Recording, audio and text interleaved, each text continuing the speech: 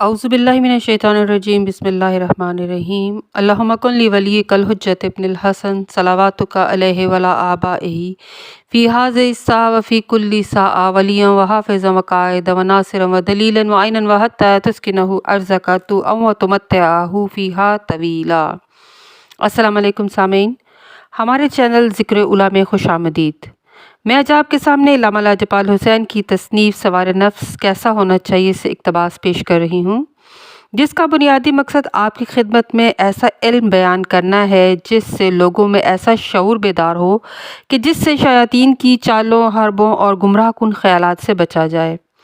अगर आप इस किताब का मुकम्मल मुताला करना चाहें तो इस किताब की PDF को हमारी वेबसाइट www.idarakhatamulauliya.com से फ्री इंस्टॉल कर सकते हैं। क्या नफ्स उला के सामने कोई हिजाब है?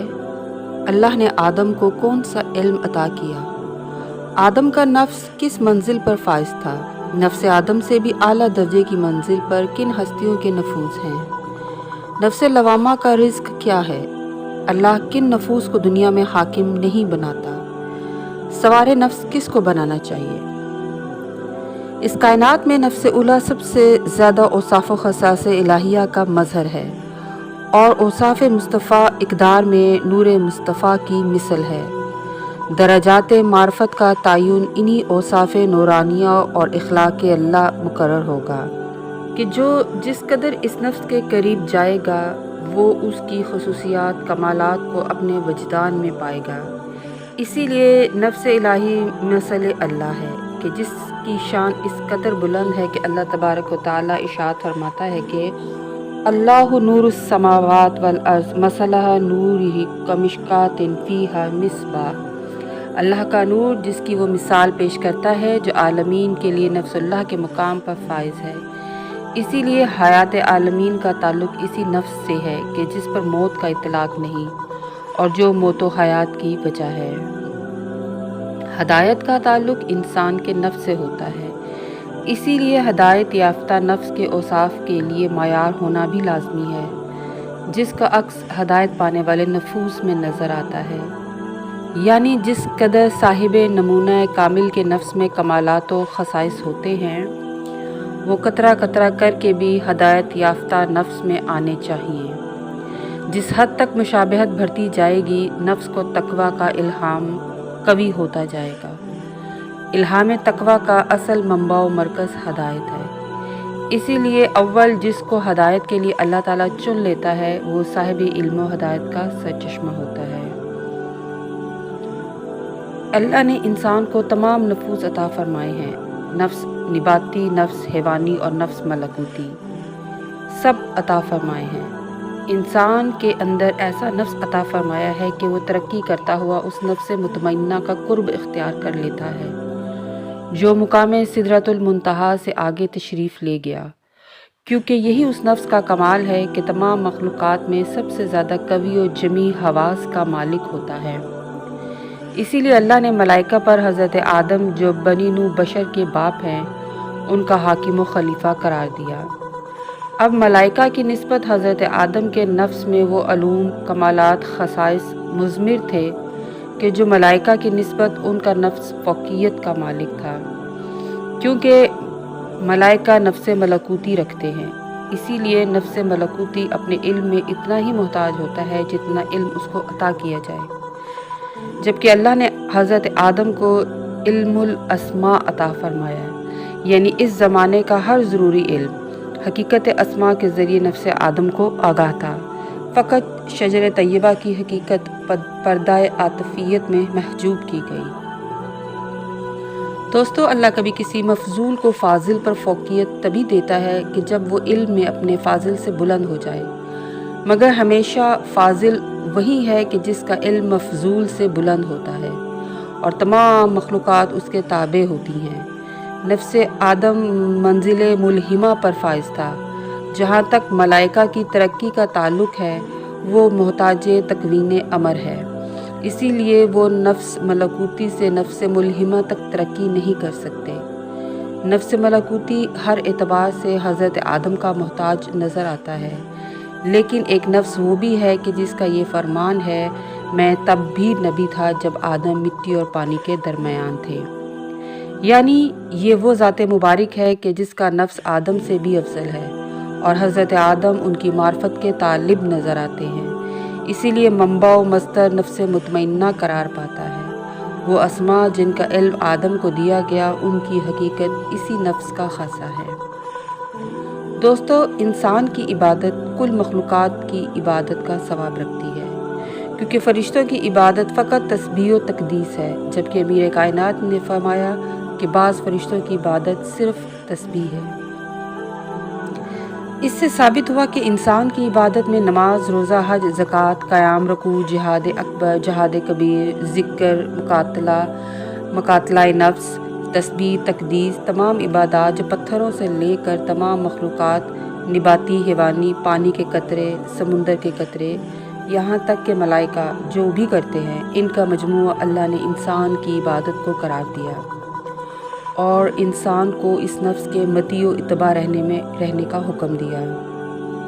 یعنی نفس کا اصل سوار نفس مطمئنہ کی تعلیمات اور احکامات ہیں۔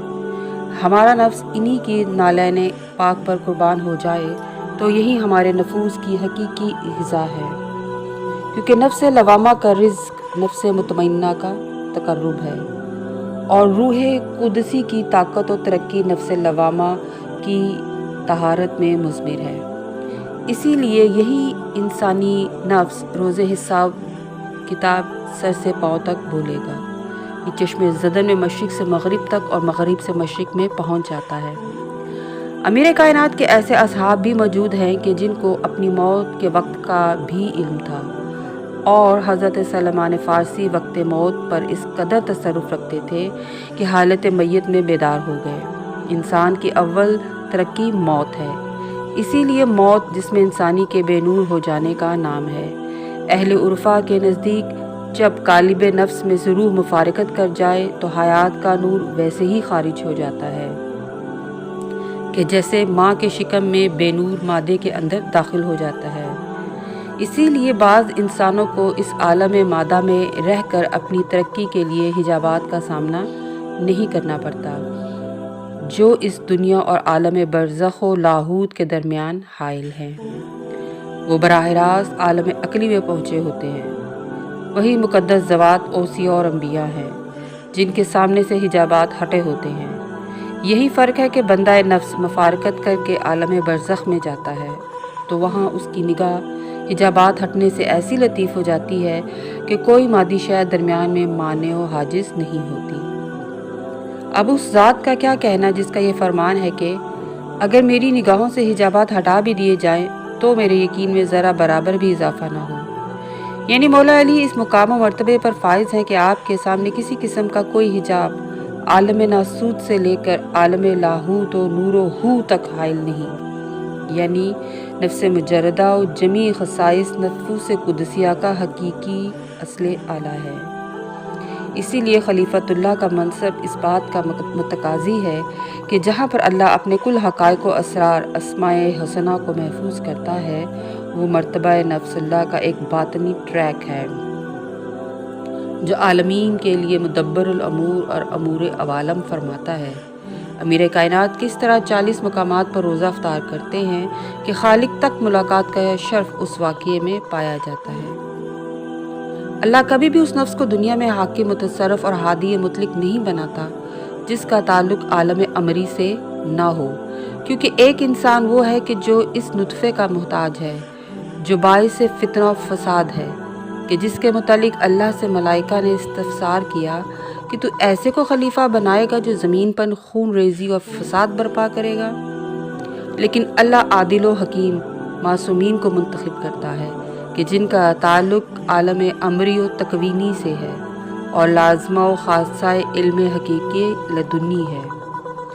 حکیم خالق نے انہی نفوس مطمئنہ مقدسہ قدسیہ کو مخلوقات پر فوقیت و فضیلت کے ساتھ اطاعت واجب کی ہے۔ اسی لیے ارشاد الہی ہے کہ اطاعت کرو اللہ کی، رسول کی اور صاحبان امر کی، یعنی یہ وہ ہیں کہ جن کی پیدائش کا مادہ علت انسان کا نجس نطفہ نہیں ہے۔ اب انسان کو فیصلہ کرنا ہے کہ وہ کس ذات کو اپنی امری و نفسی ترقی کے لیے منتخب کرتا ہے۔ چاہے تو اللہ کے پسندیدہ بنائے ہوئے کی اطاعت کر لے کہ جن کا نفس عین عرفان الہی کا وسیلہ ہے، یا پھر ان کی اطاعت و حکومت کو تسلیم کر لے کہ جن کی تخلیق کا تعلق مادہ ظلمانی اور ذلیل لطفہ ہے، جو ابلیس ملعون کے گمراہ کردہ ائمہ ضلال ہیں، جن کی آخری منزل نار جہنم ہے۔ تو کیا وہ اپنے نفس پر ایسوں کو سوار کرنا پسند کرے گا جن کا ماضی بت پرستیوں اور نفس پرستی میں گزرا؟